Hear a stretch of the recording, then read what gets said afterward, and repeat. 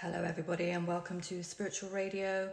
We are today, we're going to be interviewing Rebecca Knight. You may have heard of her. Welcome, Rebecca Knight. Well, thank you for having me. It's an honor to be on this show. So, as you know, on this channel, we like to introduce people. I don't think you need much of an introduction. You seem to be all over the internet right now. Can you tell us a little bit about yourself and what you're doing and what your mission is? What is it that you want to tell the world? What do I want to tell the world?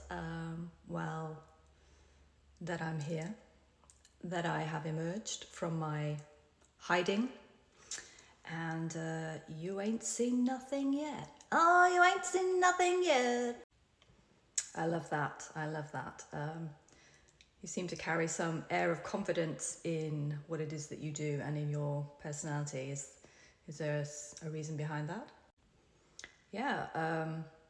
Definitely. I mean, I think most of my listeners and followers know a bit about my story, but I feel I've been called with a purpose. And many years ago, it was prophesied that I would be known for my voice. And I remember back in the day when I used to go to church, which I no longer adhere to, I remember a prophet coming, and she came to me and she said, "What is your name?" And I said, "Bex." And she said, "No, what's your real name, your God-given name?" And I never called myself Rebecca at this point. She said, "I see Rebecca Knight." We shouldn't say my surname, but she said, "You will be known as Rebecca, and you're going to be put on the highest mountain peak, and you will be seen by the world." And that freaked me out.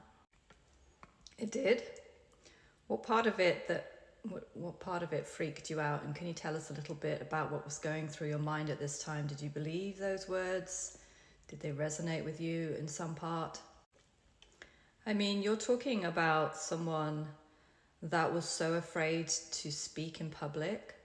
I used to be scared to read out loud, even if it was like a verse. I was incredibly shy. I was also very outgoing, and I had this aspect of me that if you got to know me, then you would see the real side of me. But the idea of being known in the public was, quite frankly, quite terrifying. Interesting. So what kind of occurred after this? What's changed? Because I've been looking at your social medias, and you really don't seem very shy or scared of being seen right now. What was it that occurred that changed? I think over the years, many things actually, but it became kind of undeniable that I was being led in a direction that I had seen. And I used to find that quite difficult to share, because it might come across that I was egotistical or I thought something of myself in my own strength. But I have a book of visions, and I write down all these visions that I have, and I see the future before it happens in many cases, particularly my own, but I also see it for others. I watch my spiritual gifts develop to a point where I cannot deny what I see and hear. I used to be very tentative with my sharings of my spiritual experiences, but now it's been like a flower bud, I suppose, that was quite tightly closed. And the more light and the more I experienced through life, the more I saw the miracles, the more I saw Spirit working divinely in my life and through me for others, which is predominantly why I'm here.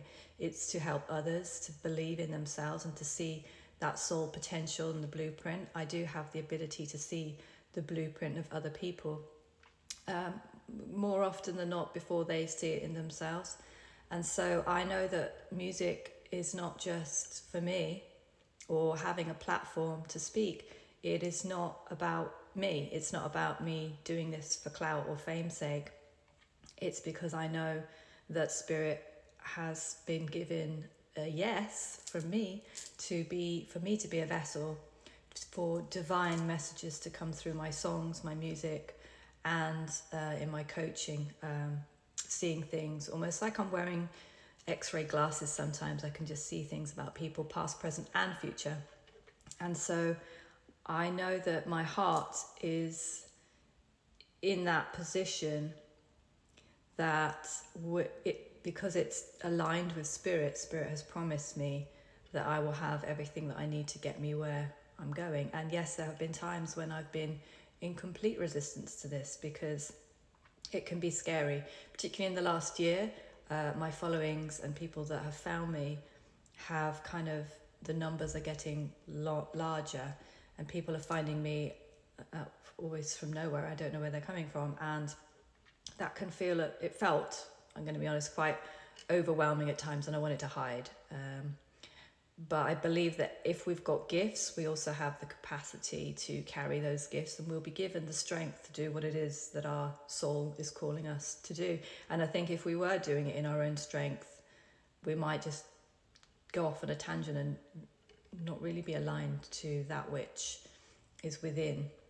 So yes, I've been terrified. Yes, I fought this, but I kind of got to a point where now I've surrendered.